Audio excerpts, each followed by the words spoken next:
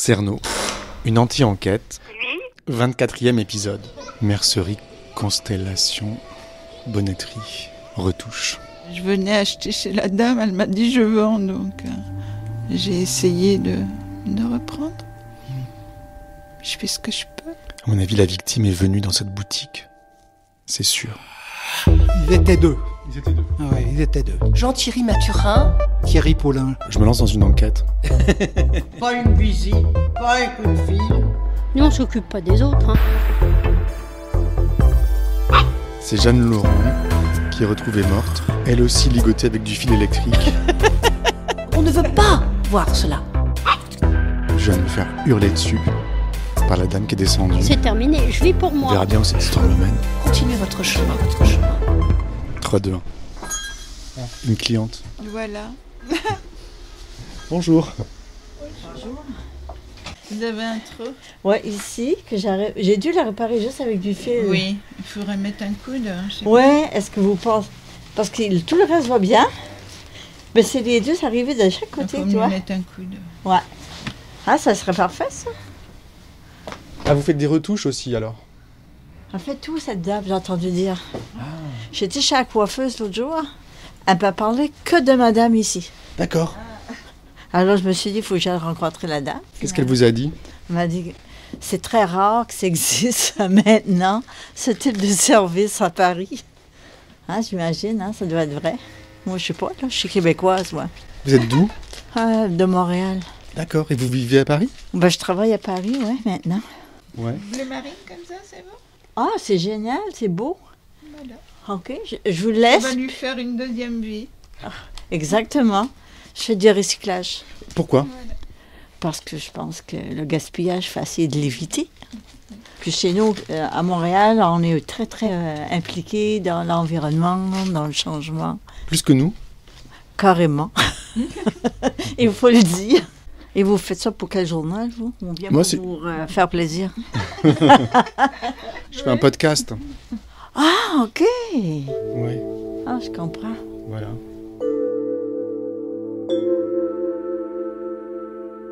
Vous êtes heureuse à Paris? Ben, pourquoi je suis naturellement bien. Ça n'a rien à voir avec où est-ce qu'on habite. Ah, vous êtes naturellement bien. Ben oui, j'ai pas...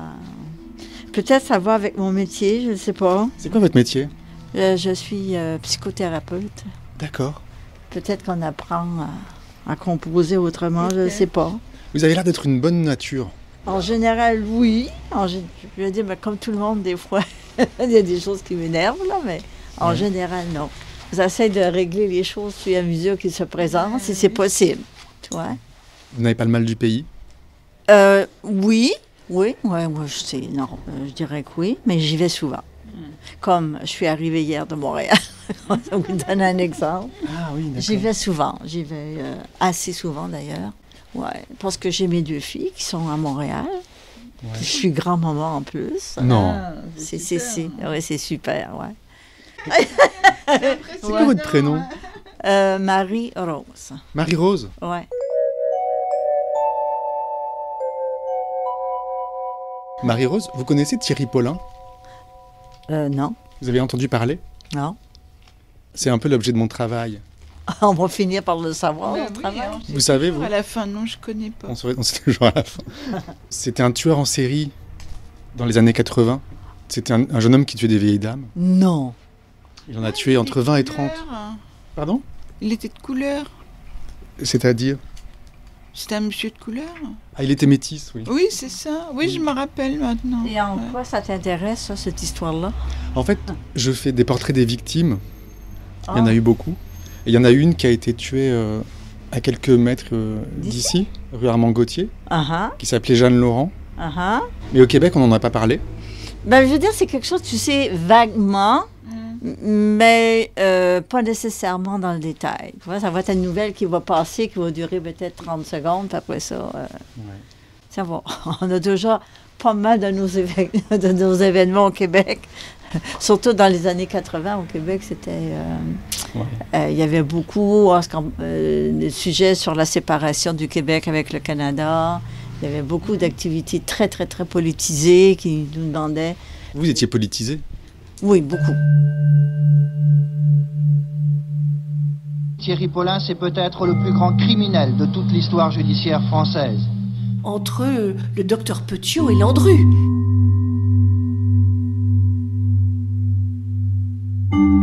Et alors vous qui êtes psychothérapeute, Ouais.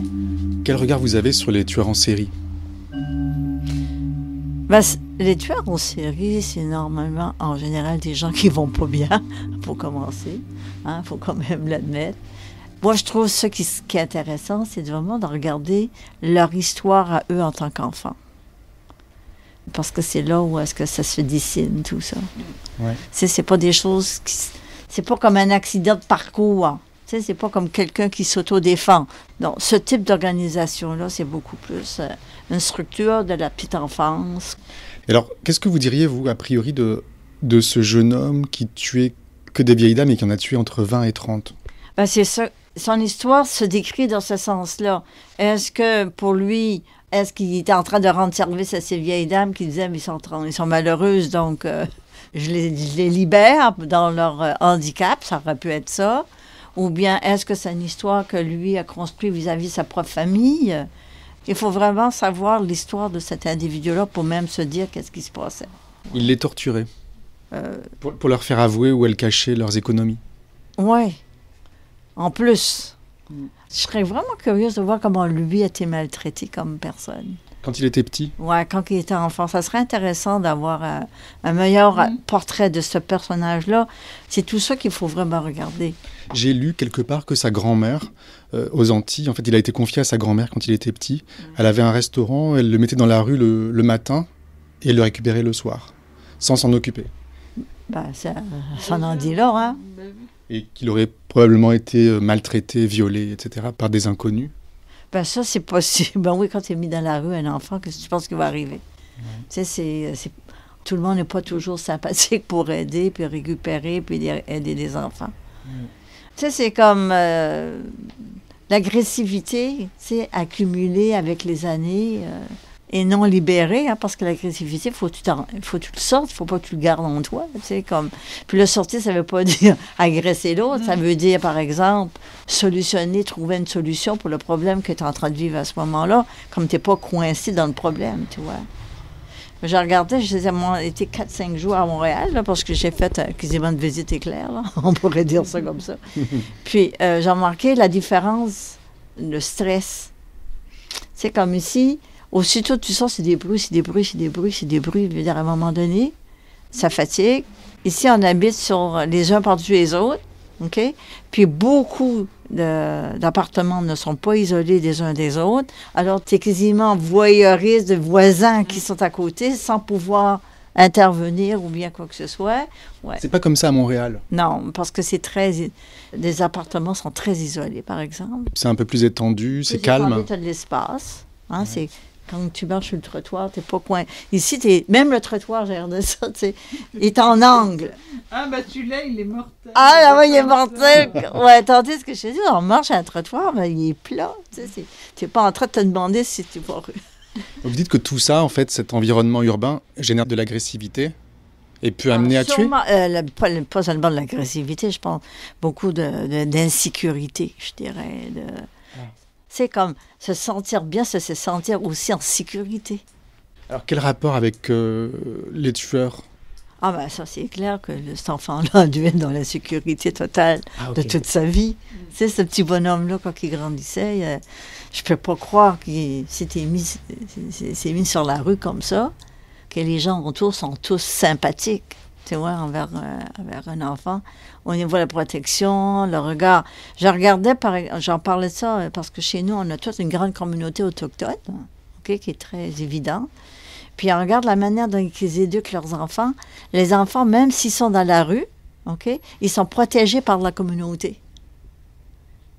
C'est qui est très différent que d'être mis dans la rue, puis d'être constamment dans l'insécurité face à l'étranger qui te regarde. C'est une culture où est-ce qu'ils sont bienveillants envers les enfants. Ça veut dire que si tu fais quelque chose, on va peut-être te féliciter, si on n'a pas fait, on va peut-être engueuler, mais c'est communautaire. Ça veut dire c'est comme si on aurait comme ma tante qui est en train de nous intervenir, ou un oncle qui est bienveillant envers soi. Tandis qu'ici, je ne le vois pas tout le temps. Puis ici, vous avez tendance à crier, je ne sais pas pourquoi, tout le monde. Ah bon?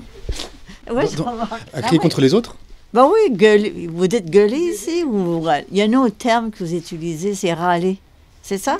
Oui. Ouais, je trouve ça assez original. C'est comme les gens ne sont pas capables de simplement de dire, peut-être sur un ton plus ferme, soit qu'ils sont pas contents ou bien sont énervés, ils n'ont pas compris ou quoi que ce soit. Ici, ça gueule, j'ai pas ça dit comme ça, pas de bon sens.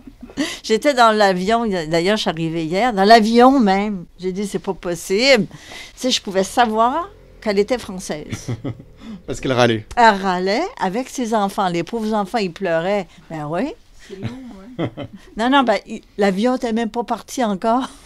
Tu sais, juste râler, tu sais, puis tu entendais le thème de voix, je le connaissais, tu sais, c'était très français, c'était pas canadien du tout, je vous assure. J'ai dit, mais comment ça se fait? Puis là, on me sort l'excuse parce qu'on est latin. Ben, nous, on est français aussi.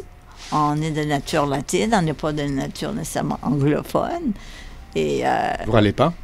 Et c'est très rare. Si on râle, c'est que quelqu'un qui râle chez nous, on sait c'est la catastrophe. Il y a un truc qui arrive, là, c'est comme, il faut absolument aller l'aider. C'est comme dans ce sens-là. Tandis qu'ici, on râle pour rien. Vous êtes un rayon de soleil, je trouve, Marie-Rose.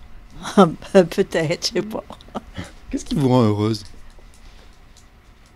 Ben, c'est un ensemble de choses. Je pense que c'est, comme on dit chez nous, on est bien entouré, il y a des liens, puis ça fait toute une différence, je pense. C'est ça, en fait. Ouais, moi, je pense que oui. Mais là, il faut que j'arrête de placoter parce qu'il faut que j'aille travailler maintenant. Mes petits patients. OK. Bonne journée. Merci beaucoup. Hein. Très bien, bonne chance. Merci. Au revoir. Apparemment, elle serait passée, la femme passée. Parce qu'elle n'arrête pas de descendre. Ah, elle n'arrête pas de descendre. Ouais, puis elle est montée là. Oui, ça, je vais vous en prendre une, hein, parce que ça, c'est une machine. C'est RTL. Non. Non, il fait un podcast, le monsieur. Il cherche quelqu'un qui connaît bien le quartier. Alors j'ai dit que moi, il n'était pas très bien tombé. Mais toi, c'est mieux. Vous êtes le mari? Ah oui. Puis je suis un enfant du quartier. Moi, je suis arrivé, j'avais 6 ans. Vous êtes arrivé à l'âge de 6 ans dans le quartier? Ah oui. Ici, la même rue. Rue Lamarck? Ouais. Qu'est-ce qui vous a amené ici à l'âge de 6 ans? Ça venait pas de moi, hein, ça venait de ma mère, qui est arrivée des Antilles directement. Et... C'était en quelle année? Début des années 70, je crois que c'était en 70, 71, 70. Ouais. D'accord. J'ai des souvenirs du voyage, des souvenirs de plein de choses. C'était en avion? Non. Ça a été en bateau comme ça se faisait beaucoup à l'époque. Et alors, ce voyage en bateau... Il y a une dame qui connaît encore mieux que moi. Il y a une dame qui entre. Mais dites donc, il y a plein de monde dans cette boutique. Bonjour. Vous allez bien, madame? Ah oui. Je fais un petit reportage sur le quartier. Oui, je suis du quartier depuis 26 ans. Ça veut dire que vous êtes arrivé dans les années 90? Oui, en 93. D'accord. Et je m'y plais beaucoup. Je suis ravie que Béatrice ait repris la mercerie. Avec Tony, ils sont charmants. On trouve beaucoup de choses. Puis moi, je viens bavarder avec eux. De quoi vous parlez? De nos vies. De nos vies, comme je bavardais avec Josette autrefois. C'est un petit lieu où on bavarde très gentiment et je veux dire, ça a une fonction sociale aussi, ce petit commerce. Tout le monde en même temps maintenant. Voilà, alors moi je m'assieds et puis j'attends que les clients soient servis. Je fais beaucoup travailler Béatrice, des retouches, elle travaille très bien. Et puis surtout, il y a une gentillesse ici qui est merveilleuse, quoi. Ce sont des choses qui sont hors de valeur, quoi. C'est inestimable. Inestimable. C'est sans prix. Et j'aime beaucoup... voilà, c'est une atmosphère, un moment de quartier. C'est pour ça que moi je me plais ici. Qu'est-ce que vous venez acheter ce matin du coup? Qu'est-ce que vous venez Je faire? viens dire bonjour. Ah, vous venez dire bonjour. Oui, c'est tout. Quel est votre prénom? Françoise. Moi, c'est Julien. Merci. Pardon.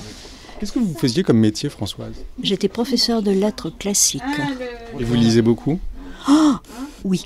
Qu'est-ce que vous lisez en ce moment? Bon, en ce moment, je lis des polars historiques, enfin, des choses, je passe de l'un à l'autre, quoi. Parce que moi, je fais une sorte de polar aussi. Je travaille sur une affaire criminelle qui a eu lieu dans le quartier. Ah bon, il y a eu une affaire criminelle dans le quartier, remarquez. Bon. Plusieurs. Oui, m'étonne pas. L'affaire Thierry Paulin. Ah, oh, quelle horreur, oui. De vieille dame, là, c'était le... Oui, c'est une abomination pour moi, parce que ça prouve quand même... Bon, il était peut-être malade, mais il savait ce qu'il faisait. S'il a choisi des vieilles dames isolées, il n'allait pas au hasard, quoi. Bon, les faits divers, bon, c'est pas ce que je suis de plus près, mais ça m'avait révulsé, comme tout le monde, je pense. Mais quel cheminement un individu suit-il pour en arriver là? Comment quelqu'un peut-il devenir Thierry Paulin, quoi? Il n'a pas toujours été ça. Ça a été un enfant, il a eu une mère, il a eu... Voilà. Et comment est-il devenu ça? Moi, pour moi, ça fait partie des interrogations. Et dans les romans policiers, il y en a où effectivement la question est posée. Comment un individu qui au départ est comme tous les autres, comment en arrive-t-il à commettre des atrocités? À votre avis? Je ne sais pas. Je ne sais pas. Ça m'échappe justement. Et c'est pour ça que ça me pose problème. Bon, alors, moi...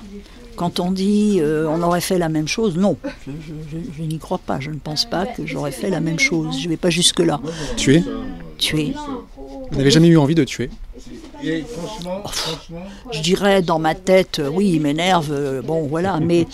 Comment ça se passe? Vous imaginez une scène où vous tuez quelqu'un? Non. Non. Et vous dites j'ai envie de le tuer. Ah, il m'agace, bon voilà. Non, je ne sais pas comment on en arrive à ça. Bon, il y a effectivement des gens qui sont dans des milieux où on ne s'est pas occupé d'eux, ou tout ça, mais il y en a aussi qui sont dans ces milieux-là et qui ne tuent pas. Je ne comprends pas. Il filait ses victimes jusque chez elles, Qu'est-ce que vous allez faire maintenant? Je vais bavarder un petit peu, puis je vais rentrer à la maison pour préparer mon déjeuner. Et puis si je suis en forme, je vais aller visiter une expo. Vous profitez de la vie? Oui. Oui, bien sûr, il faut prendre ce qui s'offre.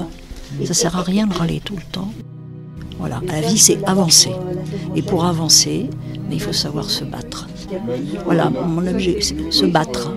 Il faut se battre contre ce qui arrive de mauvais pour avancer. Vous êtes comme une guerrière? Si vous voulez, je n'irai pas de ça, mais bon, Victor Hugo disait ceux qui vivent, ce sont ceux qui luttent.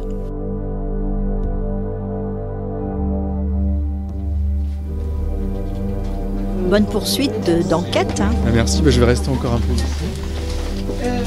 6. Il y a une vie incroyable dans votre boutique. Ça dépend des jours. Il y a une bonne ambiance ici. Oui, on essaye, hein. On essaye. Donc vous avez vendu quoi là? Il y avait plein de gens, donc des pelotes de laine jaune. Du ruban et je sais même plus, c'était des slips. Essentiel, il y avait beaucoup de conseils. Et vous disiez, Tony, que c'est une boutique qui existe depuis 70 ans? Oui, nous sommes le quatrième. Troisième ou quatrième? Moi, je dirais quatrième de 180. Non, là, il y a une dame qui est restée 30 ans, l'autre elle est restée 37, hein, voilà, on est troisième. Moi, je l'ai toujours connu, mais avant, j'y rentrais pas. Hein. C'était pas le genre de choses qui m'intéressaient. Qu'est-ce qui vous intéressait? Plutôt la musique. 7,80. J'étais plutôt, comme tous les garçons, football, musique notamment, beaucoup la musique. Et, les filles ça, oui, comme toujours. Hein.